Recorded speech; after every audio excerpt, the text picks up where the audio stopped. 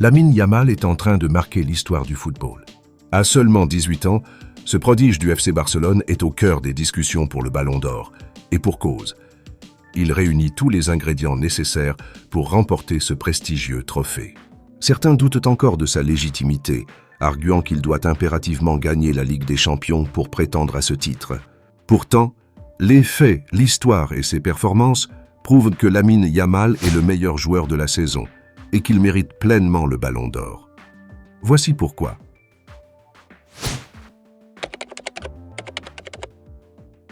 L'un des arguments les plus souvent avancés pour discréditer la candidature de Lamine Yamal est qu'il n'a pas remporté la Ligue des Champions cette saison.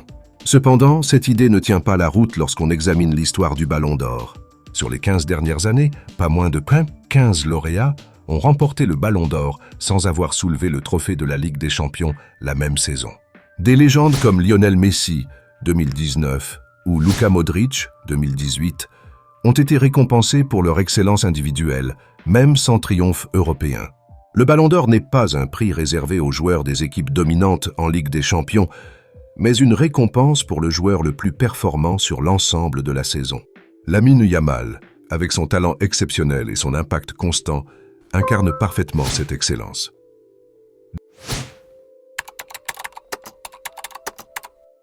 Le Ballon d'Or n'est pas un trophée collectif. Il ne s'agit pas de couronner le meilleur joueur de l'équipe championne d'Europe ou de la meilleure équipe au monde, mais bien de récompenser le footballeur qui a dominé individuellement la saison. Lamine Yamal est, sans conteste, le meilleur joueur de la saison. À chaque match, il éblouit par sa technique, sa vision du jeu et sa capacité à faire la différence, que ce soit en Liga, en Ligue des Champions ou avec l'équipe nationale d'Espagne. Ses dribbles dévastateurs, sa maturité impressionnante pour son âge et son influence sur le terrain surpassent largement ses concurrents. Le Ballon d'Or doit refléter cette domination individuelle et Yamal coche toutes les cases. 3. Des statistiques impressionnantes qui parlent d'elles-mêmes. Si certains veulent juger Lamine Yamal sur des critères purement statistiques, il excelle également dans ce domaine.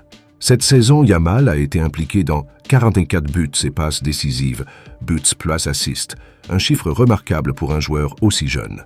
À titre de comparaison, l'an dernier, Vinicius Junior, souvent considéré comme un favori pour le Ballon d'Or, avait totalisé 37 buts et passes décisives. Malgré ces chiffres, beaucoup ont crié au scandale lorsque le Brésilien n'a pas remporté le trophée. Pourquoi alors refuser à Yamal ce que l'on réclamait pour Vinicius ? Les statistiques de Lamine ne sont pas seulement impressionnantes, elles surpassent celles de nombreux prétendants au Ballon d'Or. Mais au-delà des chiffres, c'est son impact global sur le jeu qui fait de lui un candidat incontournable. 4. L'histoire montre que les statistiques ne font pas tout. L'histoire du Ballon d'Or nous enseigne une leçon essentielle. Les chiffres ne sont pas le seul critère pour déterminer le meilleur joueur. Des lauréats comme Luka Modric, 2018, ou Rodri, n'avaient pas des statistiques offensives folles, mais leur influence sur le jeu, leur leadership et leur contribution à leurs équipes respectives leur ont valu le trophée. Même le Ballon d'Or de Ronaldinho en 2005, considéré comme l'un des plus unanimes de l'histoire, repose sur une saison où il n'a marqué que 9 buts en Liga. Ce qui a fait la différence. Sa magie sur le terrain, son charisme et sa capacité à rendre le football beau. Lamine Yamal, avec ses dribbles spectaculaires, sa créativité et son élégance, incarne cette même magie. Il ne se contente pas de marquer ou de faire des passes décisives. Il inspire, il divertit et il redéfinit ce que signifie être un grand footballeur. Lamine Yamal cochait toutes les cases. Talent, trophée et fair play. Pour remporter le Ballon d'Or, il ne suffit pas d'être talentueux. Les critères incluent également les performances individuelles, les trophées collectifs, la classe sur le terrain et le fair play.